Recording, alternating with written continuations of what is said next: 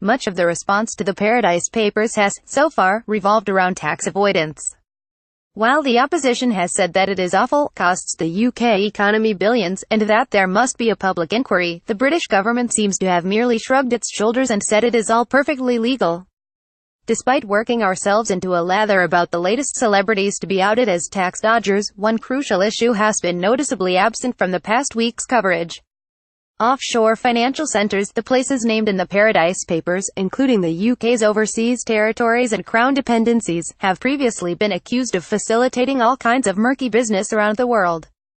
Read more. We must close the loophole that tempts money laundering into Britain. Global corruption is a major problem. The International Monetary Fund has said that bribery alone costs as much as 2% of global GDP.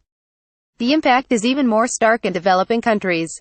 According to Washington-based watchdog Global Financial Integrity, illicit financial flows, which include the proceeds of corruption, are costing developing countries over $1 trillion every year.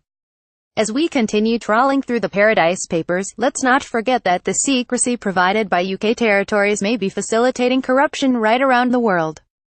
According to the NGO, Global Witness, $38 million of public money from Equatorial Guinea was spent on a private jet via an anonymous company. Payments of over £143 million through an anonymous company formed part of an estimated $6 billion arms-dealing corruption scandal, and $132 million was paid to an anonymous company to be used, in part, for in exchange for a lucrative contract to build a liquefied natural gas plant in Africa. All involved UK-governed territories and anonymous companies. Meanwhile, a World Bank report in 2011 found that 70% of the grand corruption cases reviewed relied on secret company ownership. Company service providers registered in the UK and in its overseas territories and Crown dependencies were second on the list in providing these companies. Public trust in governments is pretty low across the globe at the moment, so it is hardly surprising that we see overwhelming support for making the true ownership of companies public. No matter where they are registered, corruption stops markets from functioning effectively. As revelations continue to pour forth from the Paradise Papers, surely it's now time for the British government to insist on the same levels of transparency in the UK's overseas territories and Crown dependencies as exists in the rest of the UK. Public registers of beneficial ownership would be a good start.